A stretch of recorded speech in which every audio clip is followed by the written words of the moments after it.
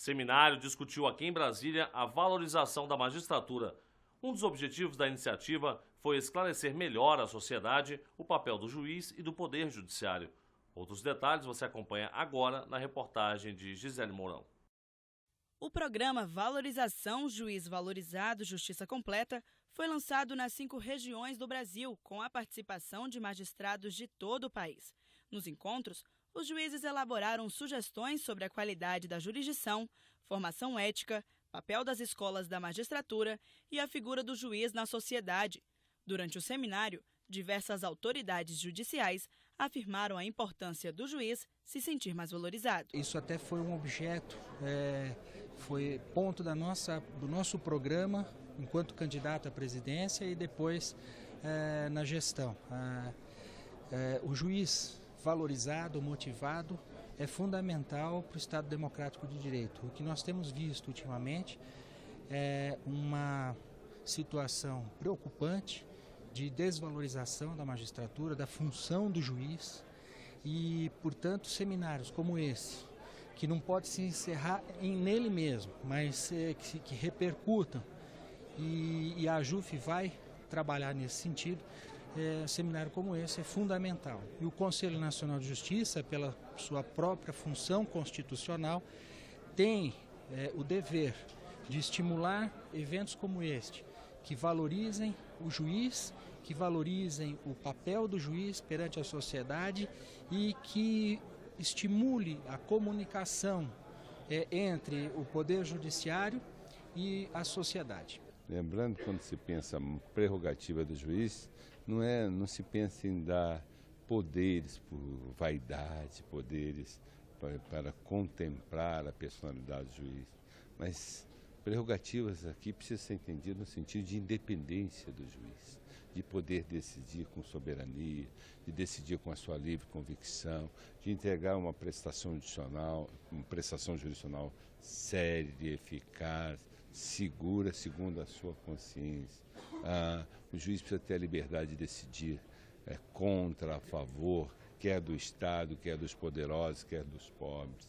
Isso só é possível num ambiente democrático quando se assegura, quando se garante as prerrogativas da magistratura. De acordo com dados divulgados durante o seminário, nos últimos 5 anos, 83 magistrados pediram exoneração. Aproximadamente 200 se aposentaram precocemente e pouco mais de 100 juízes aprovados em concurso público desistiram de ingressar na carreira. Isso são diversos aspectos, né? Um de fundamental importância é a questão remuneratória. Hoje os magistrados estão muito aquém daquilo que seria um nível do profissional de direito, ou seja, diversos escritórios de advocacia, Ministério Público, possuem remuneração superior ao do juiz, o que é uma inversão no âmbito estrutural do próprio Estado.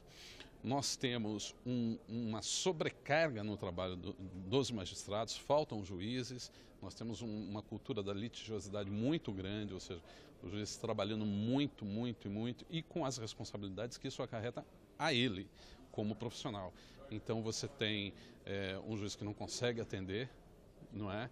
Você tem um juiz que não consegue se dedicar a um caso com a atenção que ele necessitaria, você tem uma cobrança excessiva, o Estado atribuiu responsabilidades que não são, em tese, da magistratura, mas atribuiu-as ao juiz. Então, não há um fornecimento de leito hospitalar, aí se socorre do judiciário. Se o juiz não concede o leito e acontece alguma coisa, já não é mais culpa do hospital ou do Estado.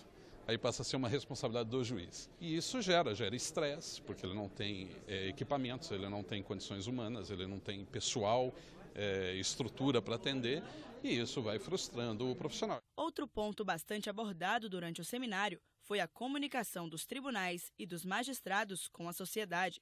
Para os palestrantes, é necessário que o juiz saiba a importância de se comunicar para ficar cada vez mais próximo da população. É um fator de legitimação do juiz essa participação social.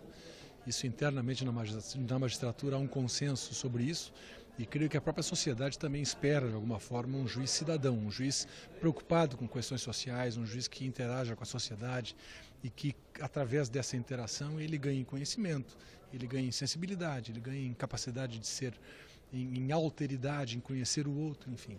Só que, obviamente, também há alguns limites que eu tentei mostrar na minha manifestação, que dizem respeito à própria simbologia do juízo. Se exige também do juízo um certo comedimento, uma certa descrição, que compõe aquela, digamos, aura de imparcialidade que conforma a figura do juiz.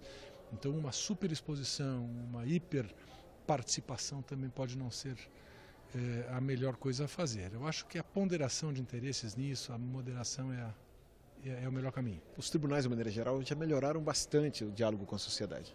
A comunicação melhorou, inegavelmente. Agora ainda uma estrada longa a ser percorrida.